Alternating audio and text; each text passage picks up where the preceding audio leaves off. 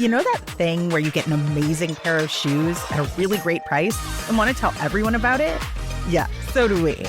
Here at Designer Shoe Warehouse, we'll give you something to brag about, like the latest styles from brands you love, or the trends everyone's obsessing over, or shoes that make you feel like, well, you. So go ahead, show off a little. Find shoes that get you at prices that get your budget. Head to your DSW store or DSW.com today. DSW, let us surprise you.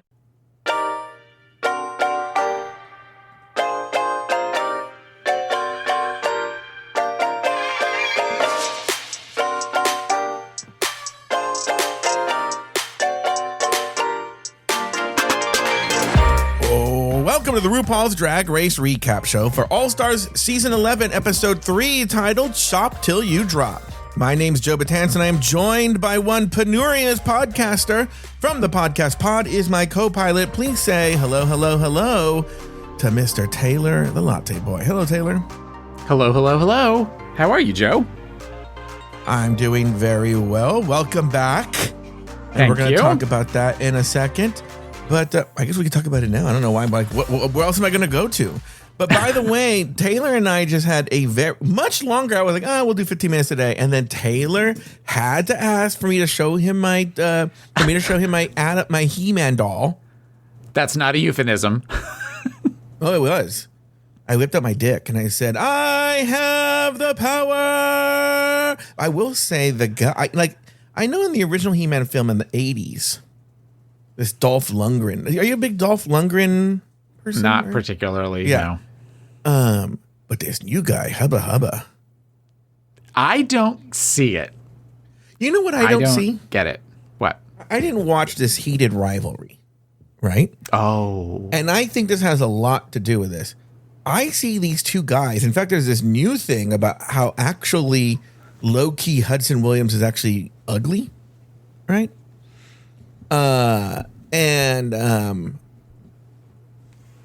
Or as the looks maxers would say, or whatever, chopped, you know?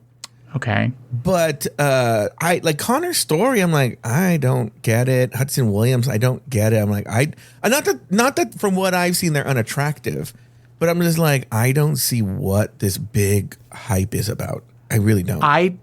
I don't necessarily find Connor's story super attractive. Hudson Williams, I think, is of the two of them, I find him to be the more attractive of the two. That is one of those situations where it's not so much about physical looks, but it's about charisma for me. And it is about chemistry that the two of them had in the series.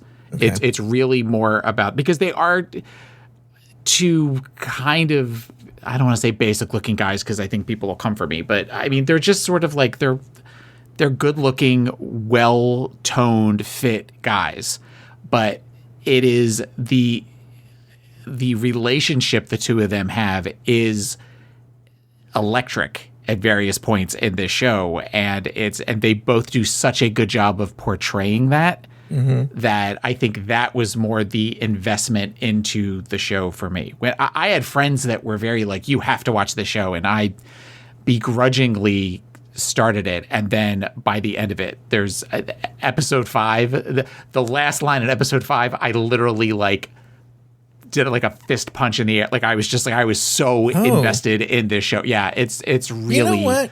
And my friends, really when they hear this, my friends don't listen to this, so I don't know why I'm saying this.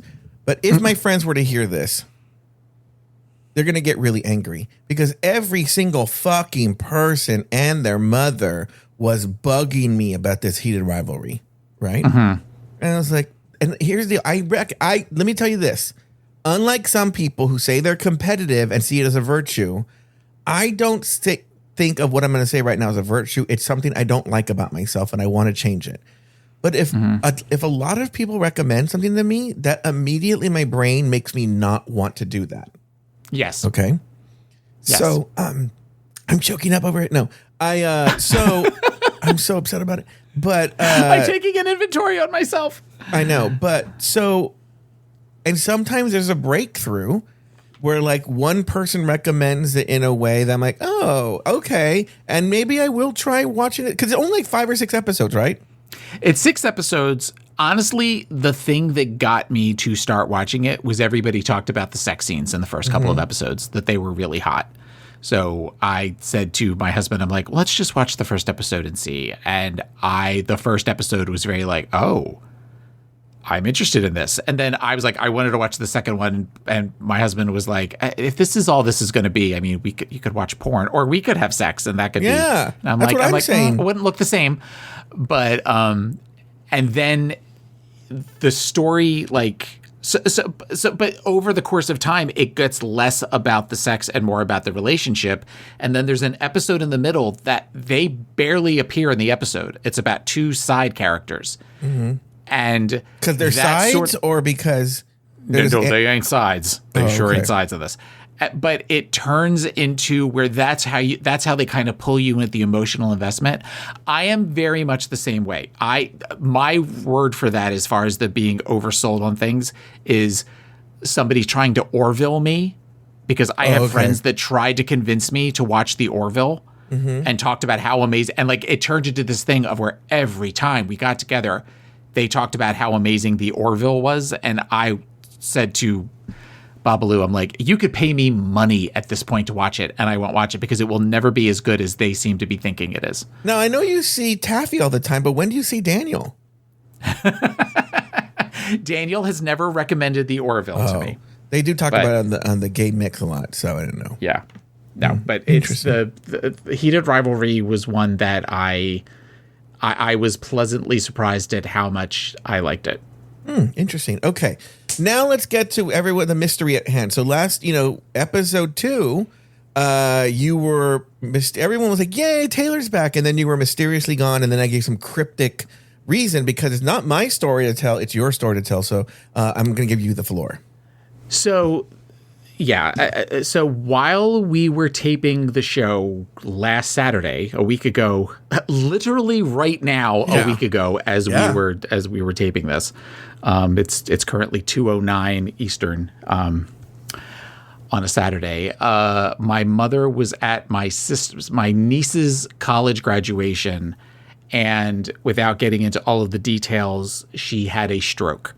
She had a TIA. And lost consciousness and was rushed to the hospital in Pennsylvania. They were out in the middle of nowhere, Pennsylvania. They went to this little hospital. And so after we hung up, after Joe and I finished taping the show, about an hour later, my sister called me and said, this is what happened. She's doing okay. They gave her some medicine called TNK, which is a medicine that you apparently give within the first 3 hours of a stroke, and supposedly it breaks up any of the blockages or anything like that. So they're watching her now. We'll let you know what's going on, but just so that you're aware, this is what happened. So at this point, I had not only to worry about lowercase w, taping episode 2, which we were going to do the next day, but uppercase W, I had surgery planned on Monday to remove a kidney stone, pre-scheduled. So this is one of these where I was trying to figure out logistics, and I realized in that moment, I am not going to be, because we didn't know what was going on with my mom, I knew I was not going to be any good to talk about episode 2. Even though I liked episode 2 much more than I liked episode 1, and I was more excited to talk about it, I felt I was going to be a little distracted. So I notified my co-host and sister in Christ over here that I would not be on episode 2. And as I know he hates me telling everybody this, but our esteemed leader was very gracious and understanding and didn't question, didn't give me grief about it, just said, absolutely, take care of your family. Let me know what we can do. And so thank you again to Adam for subbing in. And my mom's fine now. Yeah. That's the other thing. The audience should know that you didn't know it was a TIA at that point. You didn't find that out until later. In fact, I wanted to give you distance. So I checked in with your co-host, Pause my co-pilot, to see how your mom was doing. And at that point, using the information she had, she said it might have just been like a migraine, which at that point I was like, that's so my mom coded. But go ahead. Well, and that is what, at that point when she told you that, because you mentioned that when I talked with you about it later in the week. Yeah. And you were like, that's what Taffy told me. And I didn't think, a young doctor came in the next day because they had done the CT scan and the MRI. And because of this TNK medicine, and I think I'm saying that right. See. Anything that would have shown the signs of a stroke was already gone. It had like completely dissolved. And she couldn't come up with the reason why. So she said to my mom, well, maybe you just had a really bad migraine. Yeah. To which my mother told me, because I was able to talk to my mom the next day, which was Mother's Day, and she sounded fine. She only had one word that she sort of slurred briefly. But she said, I've had migraines since I was in my 20s. I know what a migraine is. This wasn't a fucking migraine. This was just, she lost control of her like body movement on the left side of her. She couldn't, and she said at one point, they were asking me questions and I knew what the answer was. I just couldn't get the words out of my mouth.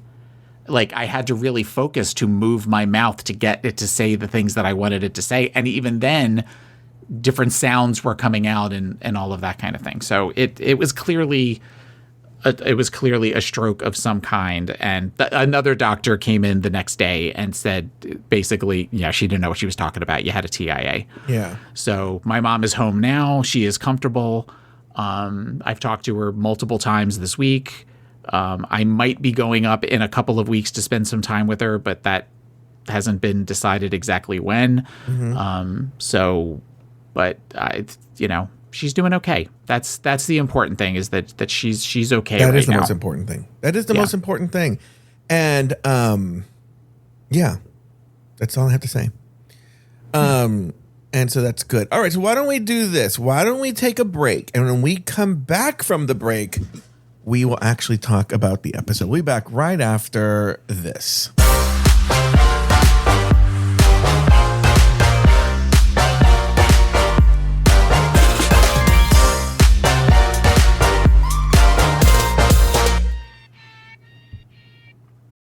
Insurance isn't one size fits all. That's why customers have enjoyed Progressive's Name Your Price tool for years now. With the Name Your Price tool, you tell them what you want to pay, and they'll show you options that fit your budget. So whether you're picking out your first policy or just looking for something that works better for you and your family, they make it easy to see your options. Visit Progressive.com. Find a rate that works for you with the Name Your Price tool. Progressive Casualty Insurance Company and Affiliates. Price and coverage match limited by state law. Pool days call for cookouts and lots of laundry. This Memorial Day at Lowe's, save $80 on a Charbroil Performance Series 4-burner gas grill. Now just $199. Plus, get up to 45% off select major appliances to keep dishes, clothes, and food fresh. Having fun in the sun is easy with us in your corner. Our best lineup is here at Lowe's. Valid through 5/27. While supplies last. Selection varies by location. See associate or Lowe's.com for details. Kayak gets my flight, hotel, and rental car right. So I can tune out travel advice that's just plain wrong. Bro, Skycoin. Way better than points. Never fly during a Scorpio full moon. Just tell the manager you'll sue. Instant room upgrade. Stop taking bad travel advice. Start comparing hundreds of sites with Kayak and get your trip right. Kayak. Got that right.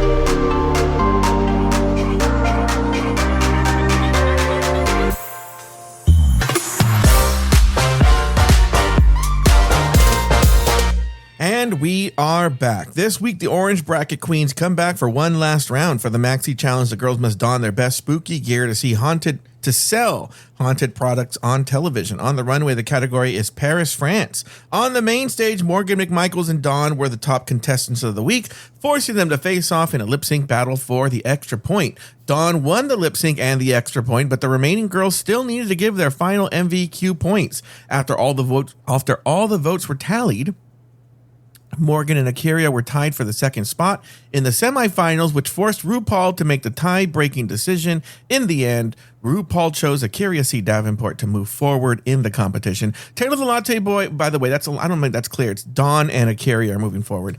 Taylor the Latte Boy, named two things you liked about the episode and one thing you did not. Two things I liked about the episode was I loved Morphine's outfit on the runway. The Phantom of the Opera inspired with the smoke and the skull face, and I just thought it was an absolutely gorgeous look on her part. And apparently I just learned that Q from her season was actually the one who created that. So just an interesting side. I know you're not a fan of this Q, but there was some creativity to it, I thought.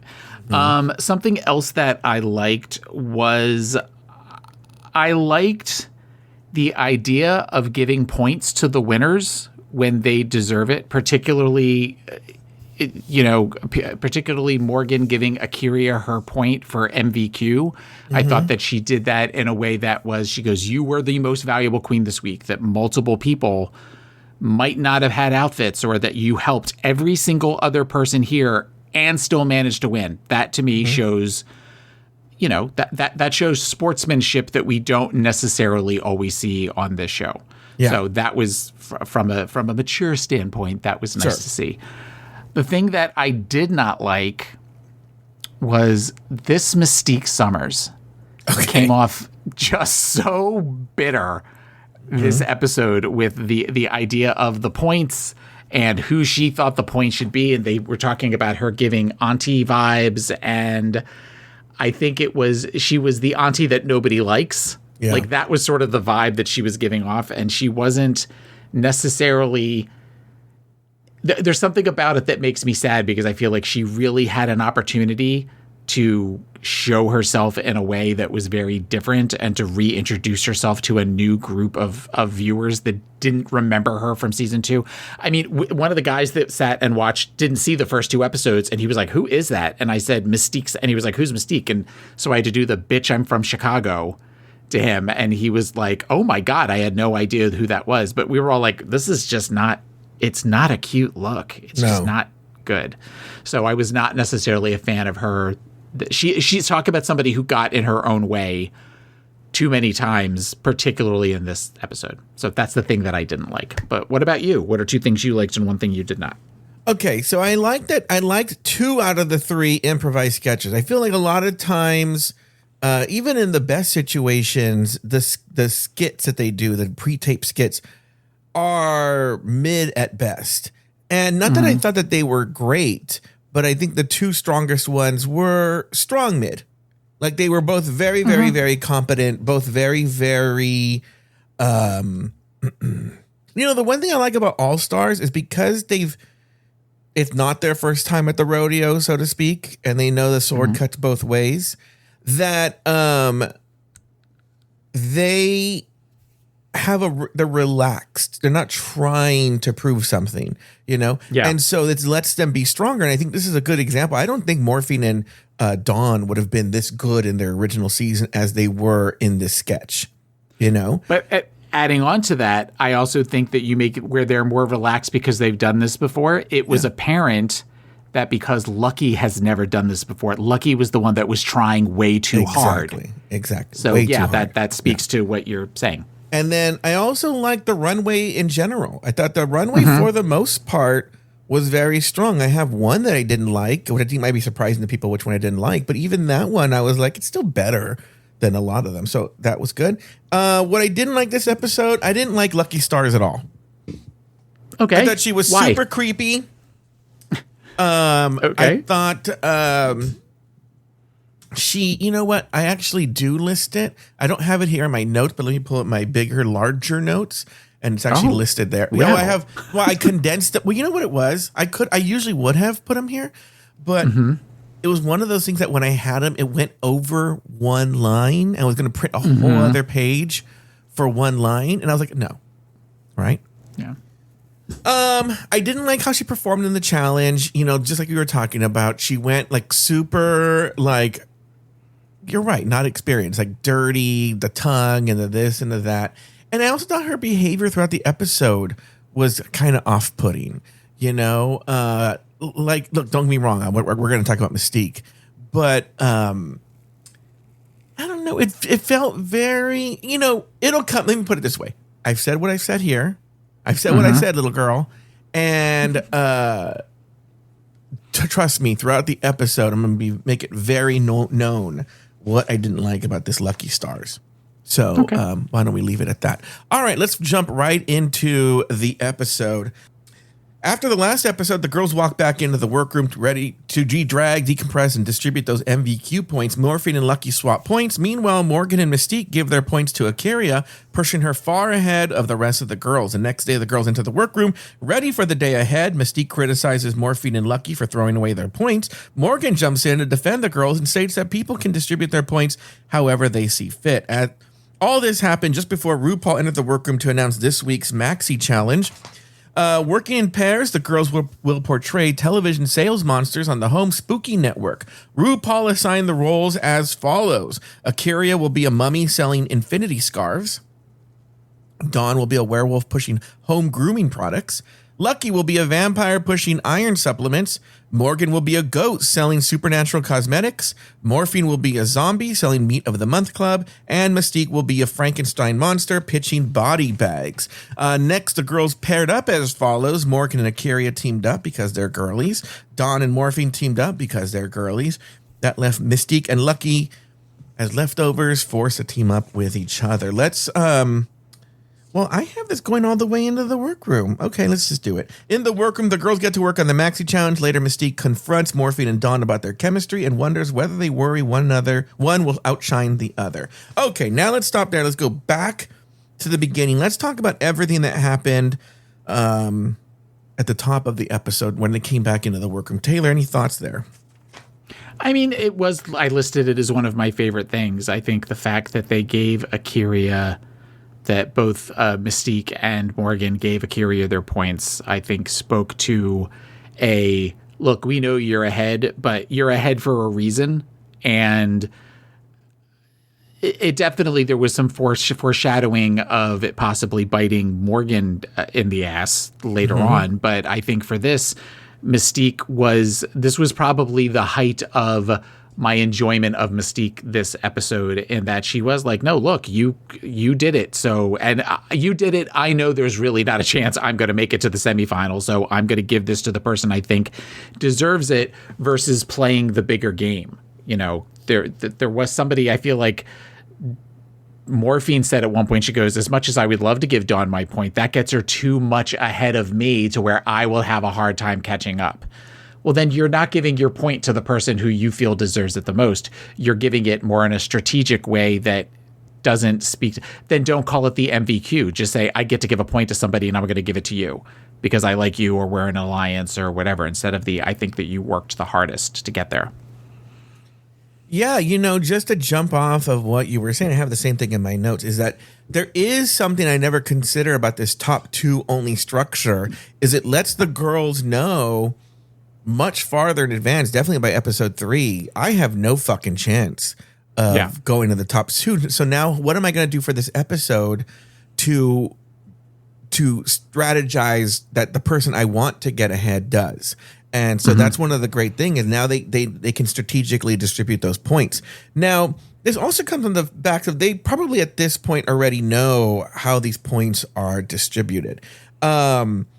And because it did seem like Morgan and Mystique, the way they gave their points, it seemed to be like a coordinated strategic move to push A'keria ahead. I can't speak to Mystique, but it was actually, this is where Morgan was a little smarter than Morphine, because Morgan was able, I'm going to give Morgan compliments on 2 levels.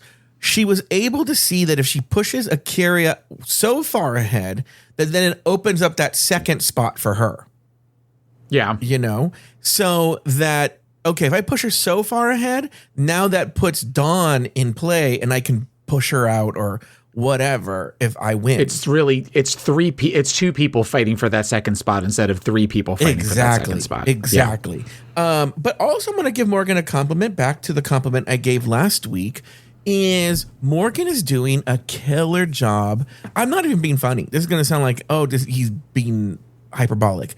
They really should consider giving Morgan a job as a producer on this show, because that was a great move. Again, Morgan making great television, realizing, giving the point, forget this, maybe there was no strategy. Giving the point to A'keria makes for great television. Yeah. Giving the person who already won makes for great television, and obviously stirs up drama and trouble among the cast. And I think Morgan has done a bang-up job this bracket, really, a lot of times the queens will try to produce themselves. That's the problem. Morgan's not trying to produce herself. She's trying to produce the show and making it a better show in the long run. Go ahead. And I think that, kind of juxtaposing that with last season, she changed the layer of the rules of the game for the betterment of the show. Whereas I feel like last season when we had the incident with Mistress and who was the one that they gave each other their points? So it was Mistress and who else? Georges.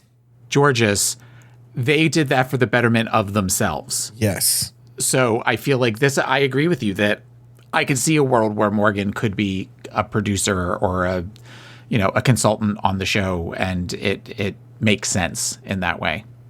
I do agree with Mystique.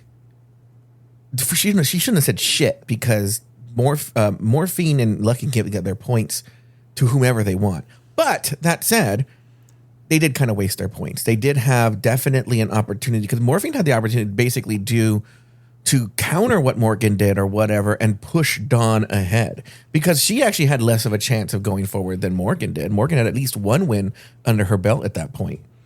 And also I want to make the observation about what a rotted cunt Dawn is. Nobody gave her any points. Thank you. At all? You mean the whole... I think that the whole time no one ever gave her a point. Well, because she was in the top the whole time. I mean, this was really true. The only time that anybody gave anybody points. Well, no, that's not true because Akira gave Morgan her point at the end. Yeah. But yeah, no, nobody gave Dawn any points. Dawn never gave points. Dawn never had to give points either. Interesting. Very interesting. All right, let's go to that next day, that little confrontation between Mystique and Morgan gets involved, but it's Mystique confronting Morphine and Lucky for giving away their points. What did you think about that? Somebody said, I think disappointed is a strong word. It's not your place to be disappointed in somebody else's decisions or to admonish somebody in that way that you felt as though they should have done something differently. It's ultimately everybody gets a point and everybody gets the right to do whatever they want with that point. Yeah. And you don't have to like it. But what good is shaming them at the work table the next day going to do? Is that where they're going to say, oh, you know what, I've thought about it and you're right. Here, can I have my point back because I want to give it to Akira? That's never going to happen. Yeah. For a myriad of reasons, that's not going to happen. So it just makes Mystique not look good. It just is. I don't know if she was trying to make good television at that point. Like she was thinking to herself, well, I got to do something to stand out. So I'm going to start a fight. And I'm going to fight with two of the younger girls versus fighting with like a Morgan. Yeah. But it just was not good. And I think the way Morgan came to, for lack of a better term, the defense of the other girls, I thought, again, showed maturity. It showed sportsmanship. It showed look, this is just sort of, they have the right to do whatever they wanted with those points. And you don't have to like it, but that's your issue. That's nobody else's issue but your own. Yeah, you know what? I think overall, Morgan did move on to the next round, but I think overall these 3 episodes were a win for Morgan. It reminded the audience of her, but really also showed the audience what a professional she was across the board. Professional. Yes. That's a great word to use to describe her. Yeah. Very, very, you could tell like she didn't have this. First of all, she did demonstrate the talent that she does have, but it didn't come off as like having to prove how talented she is. She just came off as confident and professional. And she came off as somebody who's had to deal with conflicts backstage between queens before and just sort of applied those skills when she's producing shows at Mickey's or the other places. She applied it here. Like, look, we're not all going to get into this. This doesn't work. Yeah. You feel your way about it. You feel your way about it. Let's move on. Speaking of, let's move on to that workroom. There's not much happens in the workroom, except there's one moment where I don't know what the impetus was for this, but there's a moment where Morphine and Dawn are just kikiing, and Mystique's kind of just staring at them, and then decides she needs to like weigh in. It's kind of like, it was weird.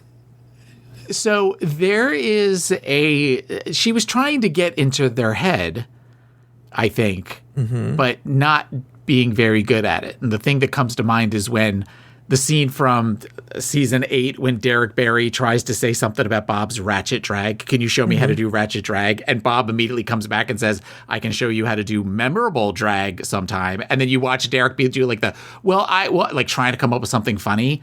It felt very reminiscent of that, where I'm going to try to, because I am the wise old queen, I'm the auntie, I'm going to try to say shit to you to get in your head. But both of them were like, fuck you, bitch. We have a good back and forth. We know what we're doing here.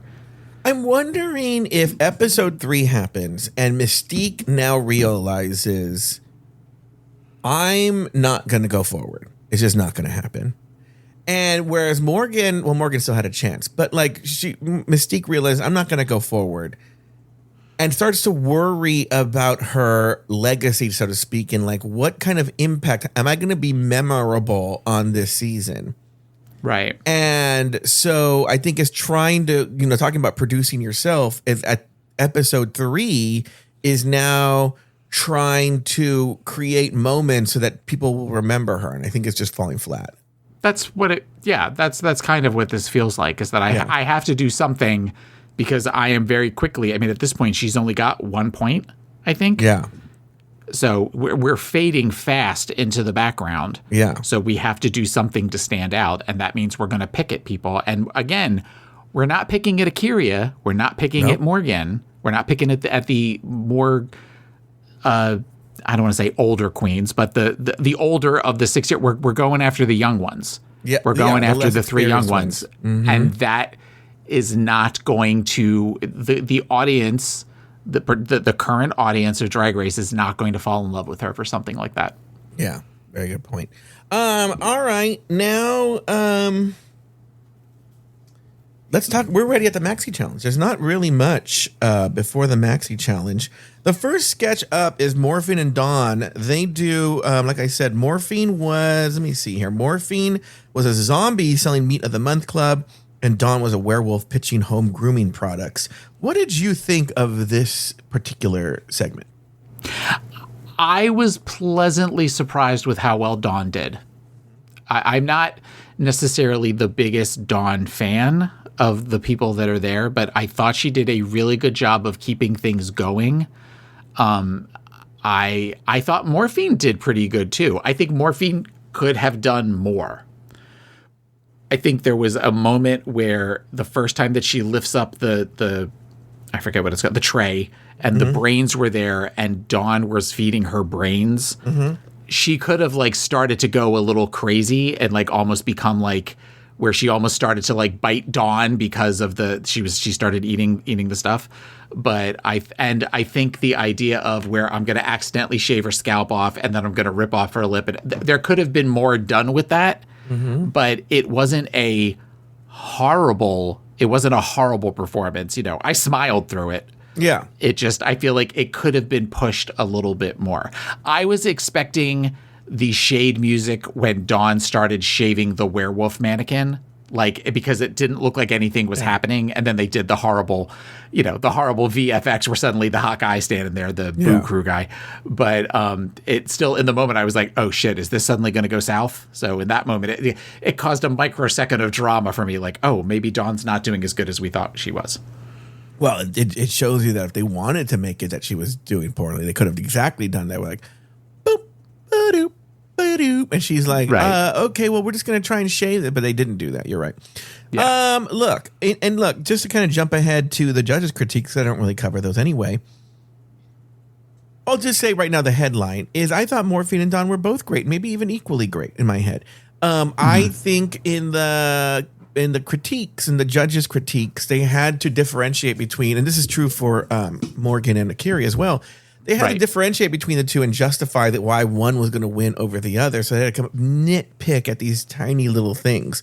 But I thought Morphine did a great job. I thought there was solid chemistry. I thought the performance was smooth. I think they had decent improv instincts.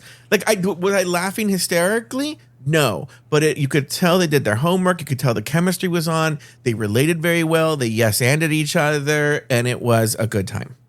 Yes. Thank you. All right, let's move on to Mystique and Lucky's improv challenge. Mystique was a Frankenstein monster pitching body bags, and Lucky was a vampire, even though you couldn't tell, pushing iron supplements. What were your thoughts here, Taylor? Yeah, not good. Yeah. Actually, let me rephrase that. I think that of the two, Lucky was the one who seemed to struggle more. In the critiques, they talked about that Mystique seemed annoyed by Lucky, which I kind of feel like anybody up there probably would have been annoyed by Lucky. But in times past, I think that could have been where they could have said, that was great that you looked so annoyed by her. Like that was kind of where you were playing off each other, where you guys didn't like one another. We've seen that happen before in multiple acting challenges in various seasons of this show. I don't know that Mystique was as bad as they were making her out to be. I think that she really didn't have any way to she didn't have anybody to volley with. I would say she was pretty bad, because I feel like what she was doing now listen, we'd have to have comedy icon and sketch and improv icon Lori here to weigh in.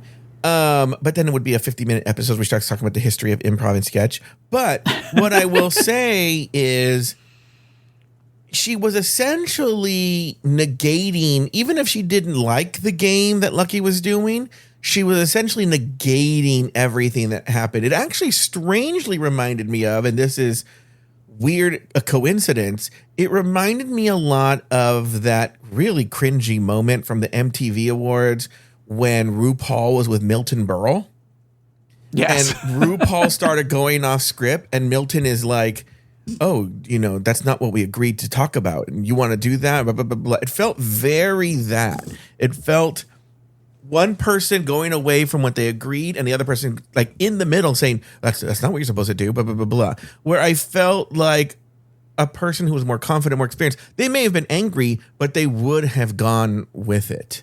Yeah. They would have just been like, okay, well, I guess this is what we're doing, or stayed in character and found a way to, that takes much more experience, like to in character sort of like pivot it back to where they're supposed to be.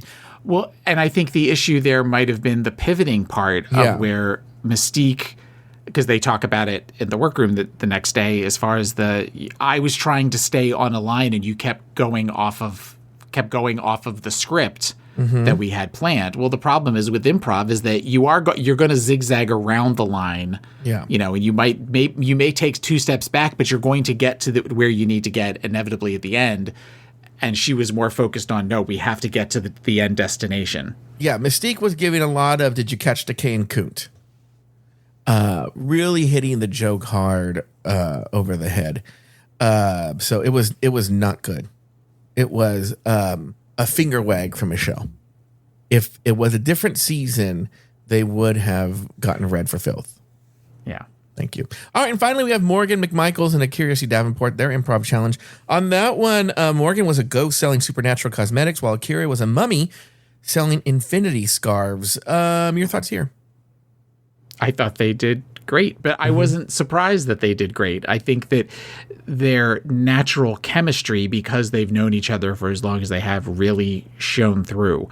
The comment about you weren't looking at the camera enough, I kind of call bullshit on that, but I think that was more a numbers thing at the end. Yeah. That if they gave Akira and Morgan the win, then there would have been no tension about who were going to be the top 2. 100% at that point. That's what that was about. Because in my head, yeah, she was looking at Morgan a lot versus the camera, but that's also because we're playing off each other. We're talking to one another. We're having conversations, and that chemistry, there wasn't like, I'm looking at you because I'm panicked and I don't know what to say. I'm looking at you because I'm having a conversation. Yes. And this is fun, and we're kikiing, and we're talking about our makeup and our scarves. And so in that regard, I call bullshit on the critique there.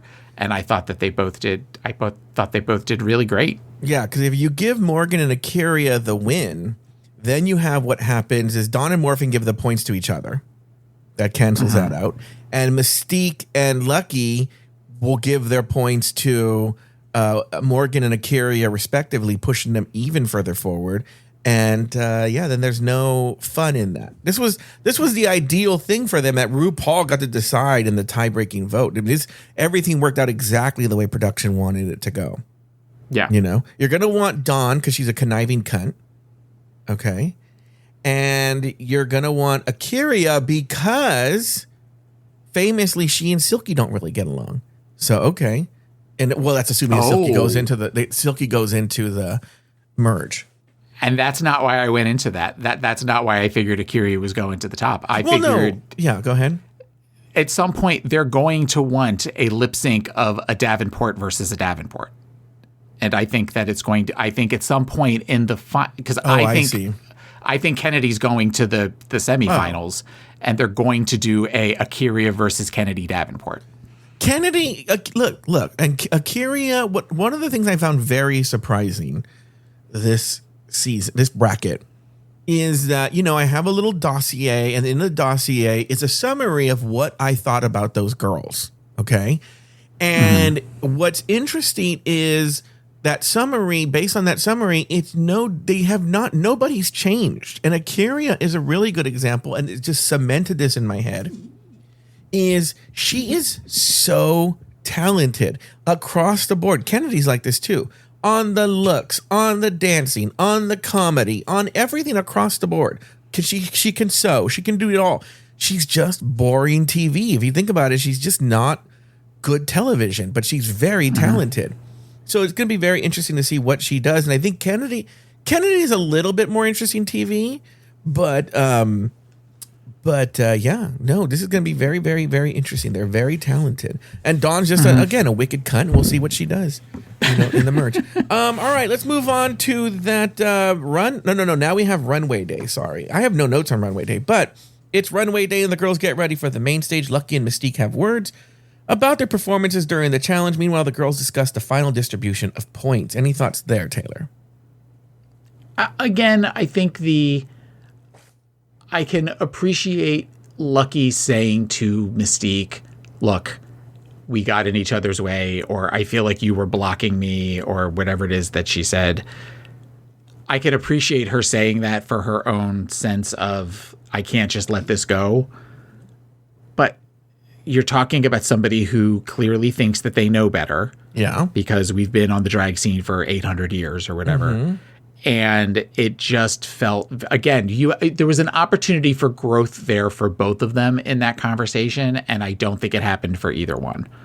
And it was frustrating. But what's funny is where I usually give props for being experienced, I'm going to take away from it, is Mystique was on the show like 16 years ago, okay?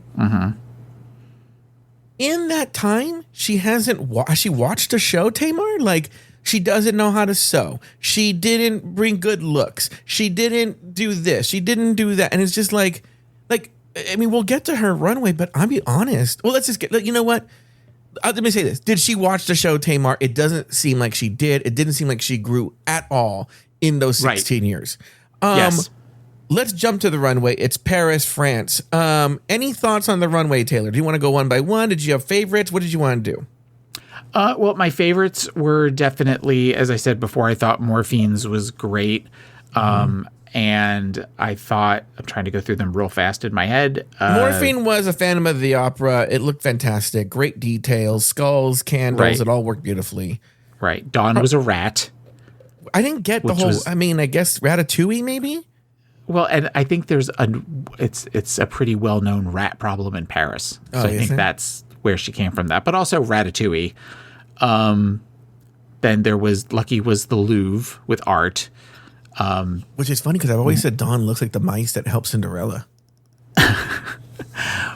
What did Morgan do? Why can I not Morgan McMichaels was Joan of Arc.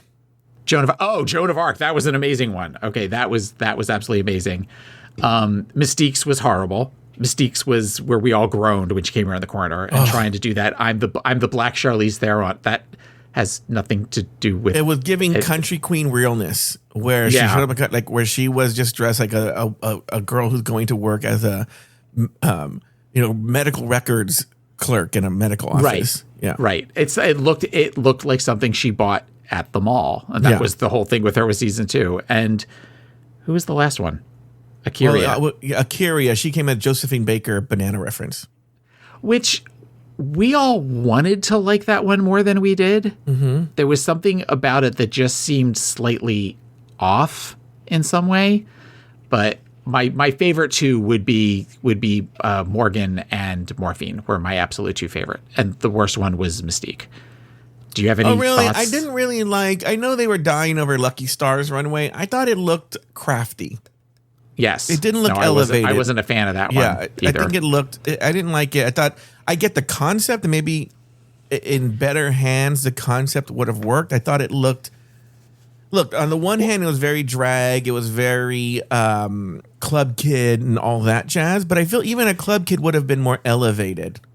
You know? And that... I think any time that... And we've seen this before with like her and Nina Bonino when they do these paper, it's an amazing skill. It has the ability to be something major. But if you're going to do something that big for your head, there needs to be structure to where it stands straight up and doesn't look like poster board that's slowly bending back.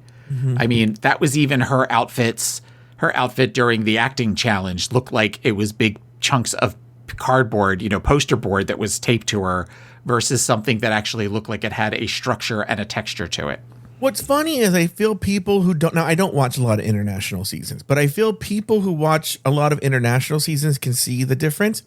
I think people who don't would be like, that's great. But I think anybody should watch Drag Race Philippines, okay? Look at what the Filipinos are doing when they do this kind of thing. It is fan-fucking-tastic. They knock it out of the ballpark. Lumpia... Adobo, I ate it all the time. Rice, the best rice. Okay. Do you know what I'm talking about there? No. Well, is that the Cameron Diaz thing? The Cameron Diaz thing. When she goes, lumpia. That's the part that kills me. She makes this face. It makes no sense. She goes, lumpia, adobo. I ate it all the time. It's very strange. Anyway, so Lucky made a big error there. Joan of Arc, you know what? I know they were dying over that wig. I didn't hate the wig. I'm torn on the wig. I'm conflicted about the wig. In a lot of ways, it's memorable though. It's a very memorable wig. I don't know that it did Morgan's face or mug any favors. I think it really highlighted maybe some of the weaknesses. Well, because it's so structured and so rigid, it brings out the lines and the structure of Morgan's face. It did not 100%. Soften Morgan's face at all. Yeah. 100%. Morphines I loved. I hate that Q was part of it. Dawn's looked great, but I don't know. I feel like we've seen it before. Yeah, it was just whatever. Mystique, you're right. Almost campy in the way that it wasn't even the challenge whatsoever. And again, very reminiscent of her country queen realness, where she showed up not matching the concept whatsoever. Akira's I liked, and I like the Josephine Baker reference and the history of that. It's a different way of looking at it. Joan of Arc, everything sounds good. All right, let's go back now. On the main stage, the judges gave the girls their critiques. Later, Dawn and Morgan McMichaels were named the top 2 All-Stars of the week, forcing them to face off in a lip-sync battle for the extra point. The song, Zombie Boy by Lady Gaga. Dawn was named the winner of the lip-sync and earned that extra point during the distribution of the final points. Dawn earned enough points to secure a spot in the semifinals, while Morgan and Akira they found themselves tied for that second spot. In the result of a tie, RuPaul makes a final decision. In the end, she chose Akira C. Davenport to join Dawn in the semifinals of All Stars 11. Now, Taylor, I have 3 questions for you. We'll go one by one. First one is, were the right 2 queens in the top? I am really torn about that. The top of the episode. The competition. This episode, not going forward yet. No, I know. The 2 winners of the acting challenge. Yeah.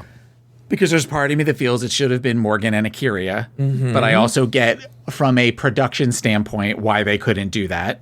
Yeah. So in that regard, as much as I would have loved to have seen an Akira versus Morgan lip sync, I get why Dawn did it. Why Dawn was one of the top 2. Yeah. And she deserved to be in the top 3. So it makes sense from a production standpoint why she was one of the. She did a great job. Yeah, she was very charismatic during the acting challenge, and you definitely followed her while she was doing her role. Mm-hmm. I think I'm in agreement with you. I think I would have preferred an A'keria Morgan win for this challenge. I see why they chose Dawn, and it wasn't like so grossly undeserved. I get why they chose it. It makes sense. I don't agree with it, but yeah, I'm on the same boat there. Okay, next question. Did the right queen win the lip sync, which was Dawn? No. Oh, very good. Go on. No. Morgan was the more interesting of the two. I feel like Dawn has 3 moves. Yeah. In lip syncs, and we've seen them all the last 3 weeks, like where she just kind of does the thing of where she walks real slow to the back, and then she turns around, and then she gets down and she like dry humps the stage, and she like, you know, she presents to everybody while her hair's up over the top of her head, and I think that it was a Morgan win of the two of them. 100% it was the Morgan win. They needed to give Dawn that extra point to secure her spot going step forward, but also she's never in the history of her time on Drag Race won a lip sync. And that's the other reason she got it. There's no way they can send her to the semifinals as a person who's never won a lip sync in the history of her time on Drag Race. You're right. So they had to give her the win. But 100% I agree with you. Morgan had poise. She had confidence. She delivered the lip sync like a pro. If she would have done that at Mickey's on the Monday night at Showgirls Review or whatever it's called. I called it Dream Girls Review and something else. I apologize. That was the Delta Work one. And that would have been a great performance. And she probably has done it a million times. You're right. Morgan actually won that lip sync. And finally, the third question. Are the right 2 queens going to the semifinals? No. No, I wanted Morgan to go. I wanted Morgan to go ahead with A'keria. I always sort of knew that A'keria was going to go just on paper. A'keria makes sense to me. Morgan makes sense to me from a legacy all-star experience on paper. I get that when you have Dawn having 3 wins, I mean, you can't not send her, but I almost think that Morgan being so polished and professional, kind of like what we've talked about, might have been the reason that Ru sent A'keria and not Morgan. Because, like you said, there's more of an opportunity for a little bit more chaos with A'keria, with the whole Silky thing and everything, than versus somebody that is as professional. And that's not to say that A'keria is not professional. Obviously, she's amazing. But I just think that there might be I don't know. I'm just thinking like from a control standpoint, like we can sort of push A'keria in and move A'keria in places that we can't necessarily push Morgan. Well, yeah, I think Morgan, I wish she could have had more episodes, but I think we've seen the upper limit of her talent, right? Whereas A'keria, I mean, look, at some level, this show has to balance. It's not 100% making a TV show with no competition considerations whatsoever. And A'keria is, except for the television part, the complete package. Okay? Yeah. So in terms of raw talent, you're sending her forward. Dawn is the television part. She's competent in the other things, but she's going to be better television, you know? And you have A'keria, who's the pure talent. Morgan, I think we saw what she's going to give, you know? And she's been playing Mrs. Nice Girl the whole time, and that doesn't make for necessarily the best TV. Now, let's move on. Actually, I now have a secret 4th question. I think I know what it might be. Oh, what do you think it is? Who of this group do you think they would pick to be the secret? The girl that goes in the lottery? You can name whoever you want. You can name as many people. Who do you think from this group, that is the question, by the way, who do you think from this group deserves to get put into the lottery? Morgan. I think Morgan deserves to be put in the lottery for the possible 10th position in the semifinals. I agree, but I'd also add Morphine to that. Morphine makes sense if it was the morphine that we saw from her season, this was not that same level of. She was feisty in her season. It's so funny. This one, she came off very like meh. Like anytime that in the interviews, in the confessionals, like she wasn't. She didn't make for fun television to watch when she was being interviewed. So in that regard, I don't think that morphine did not show her best, and this speaks to, in some ways, my argument that it should be. You don't come back the first All-Stars after you're, well, I mean, this would be the 2, but there should be like a 4-year moratorium before you come back. Grow as a queen, grow as an artist, grow as a makeup artist, grow as all of that. Show us something completely different based on what you showed us before that makes me want to root for you for, instead of an All-Stars 11, an All-Stars 13, an All-Stars 14, where they say announce Morphine is coming back and you're like, oh yes, I am so excited that she's coming back. I can't wait to see what she's doing. Because in this regard, she kind of came back doing, in my opinion, a sloppier version of who she was in her season. Oh, really? That's interesting. I think I agree and disagree with you at the same time. I think what I would say is we've seen, I don't know what they call it in like Dungeons and Dragons, but where she's strong has changed. Because in her original season, she didn't perform very well. She was actually kind of weak. She was constantly in the bottom, but that bitch could lip sync the house down, right?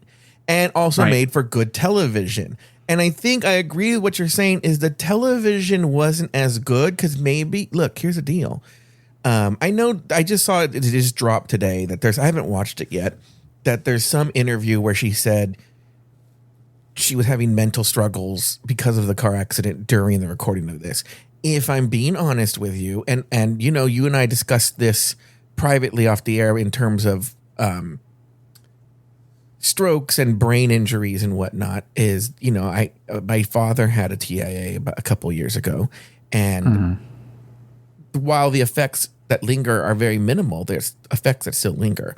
And so any kind of brain trauma I do get and I do believe does linger with you, but it does sort of feel like sour grapes. And what I mean is that you didn't watch last season, Taylor, but there was a contestant named Briar Blush who she had some health struggles on the show, and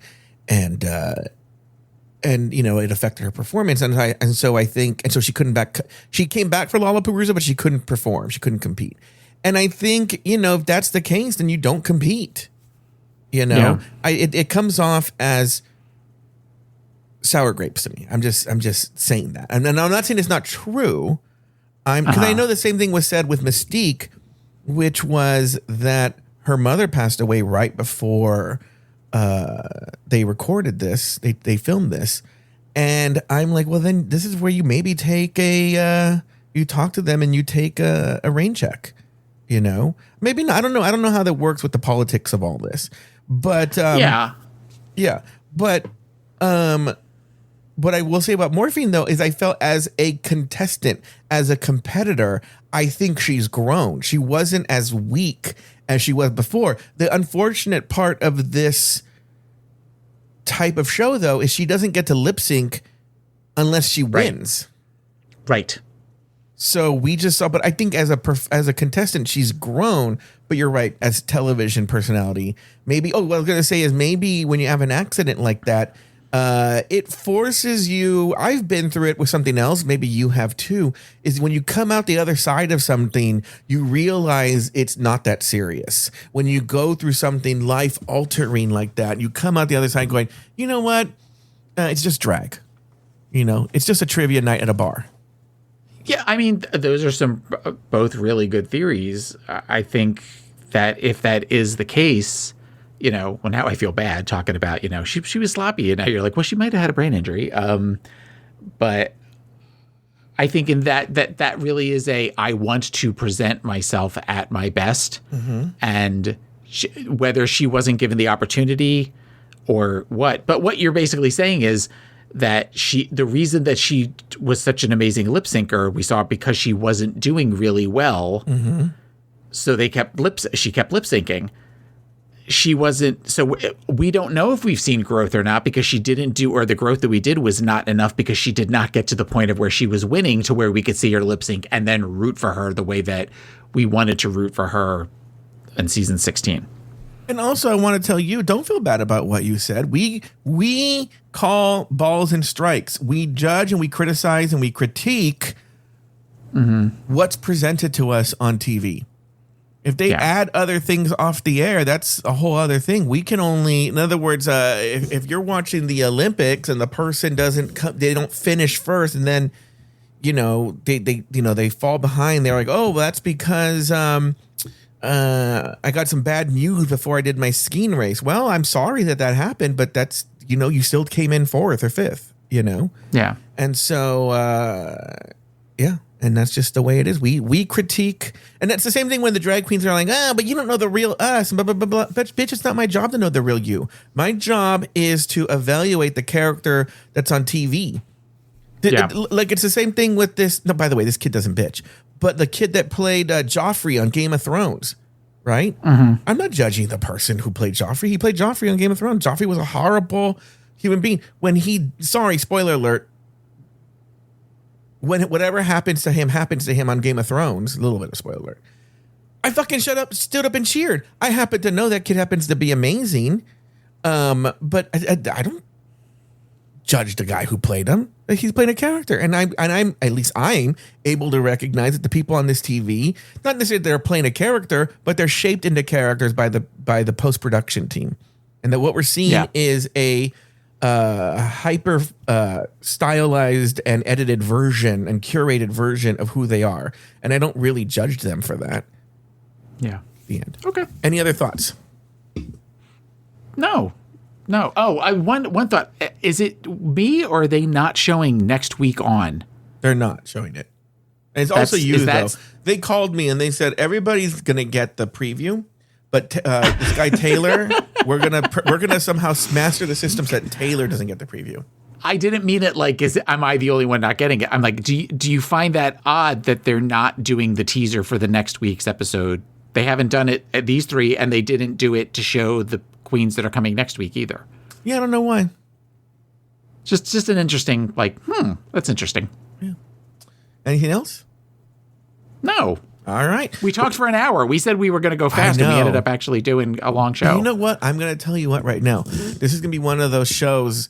I don't know if anyone's going to comment this. Most of the time, people don't say shit. I put my blood, sweat, and tears into these goddamn shows, and no one says anything. It's a fucking silent. It's like talking to nobody, talking to the air. Right. But anyway, thank you. If people they're talking to you, but like we're just talking in private on the phone. But I do think this is one of those episodes people are going, these are the kinds of recap episodes. Because I think we were very analytical this episode. Yeah. Not as many bits.